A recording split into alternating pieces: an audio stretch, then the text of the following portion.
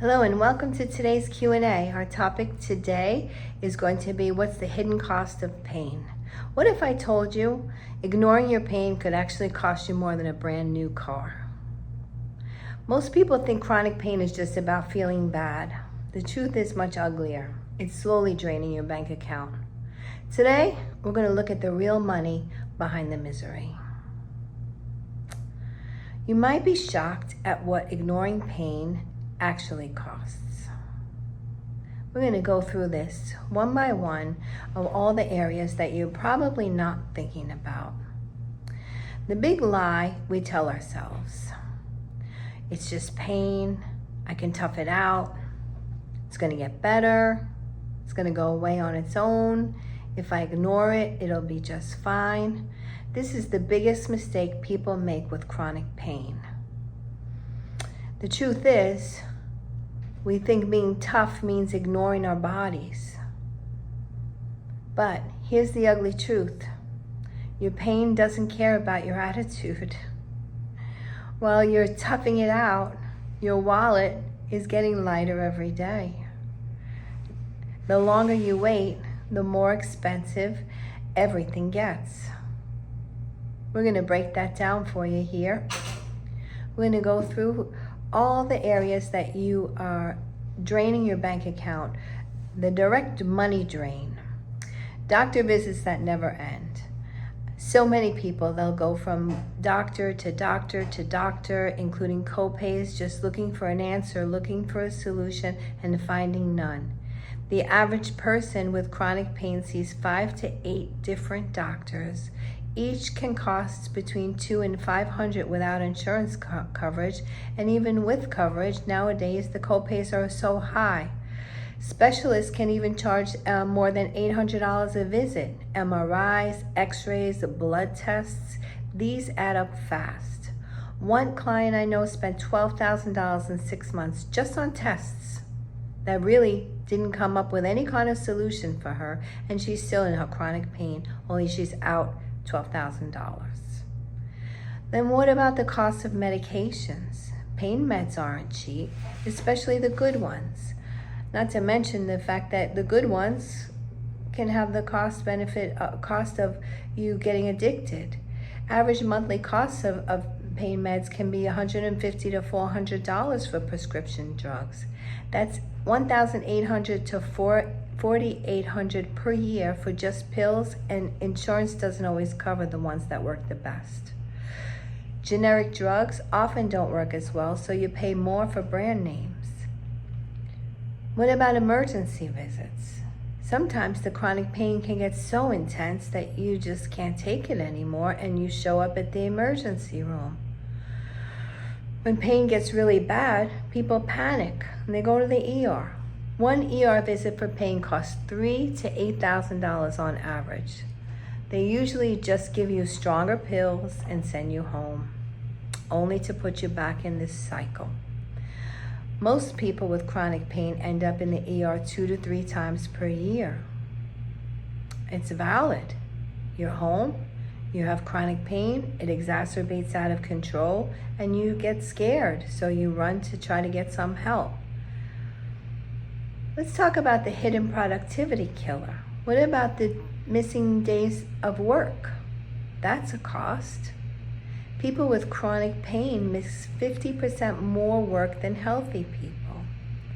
Missing just 2 days per month is 24 days a year. If you make $50,000 per year, that's about $4,600 in lost wages. Some people lose their jobs because they can't perform consistently.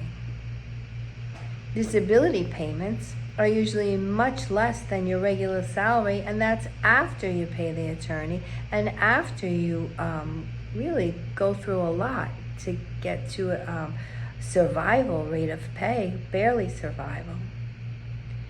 And what about the lack of productivity, right? When we're in pain, chronic pain can cause us to work at half speed. Even when you show up, pain makes you slower, less focused. You might be physically there, but mentally you're dealing with discomfort. This affects promotions, raises, job security. Coworkers and bosses notice when you're not performing well. The ugly reality: companies will replace workers who can't keep up.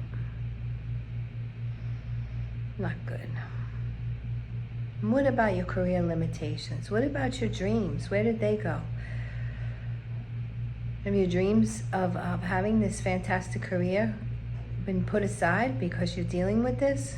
Chronic pain forces people to turn down opportunities. They can't take jobs that require traveling, standing, physical activity.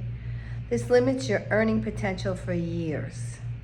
One client turned down a $20,000 raise because the new job required more physical demands. If you can't do the job, you can't receive the promotion. What if you can do the job with a different avenue? The surprise expenses nobody talks about. You don't think about these things, but what about your equipment modifications? What about the things you have to buy to just survive? Those special chairs, those expensive mattresses, those special car seats. None of them are cheap. An ergonomically sound office setup can cost $2,000 to $5,000. Home modifications like ramps or bathroom changes down the road, God forbid you end up in a wheelchair, are very expensive. Physical therapy equipment for your home can get very expensive. And then what about hunting around for alternative treatments, going from place to place and doctor to doctor? When regular doctors don't help, people get desperate. Chiropractors, acupuncture, massage therapy, these usually aren't covered by insurance. People will spend $200 to $500 a month trying different treatments to alleviate their chronic pain. Many don't work, but you keep trying because you're desperate. So you'll keep spending the money little by little, draining your bank account without the results. The investment that actually pays off is going to be really get into the root cause of your problem and solving it definitively. Here's what most people don't understand.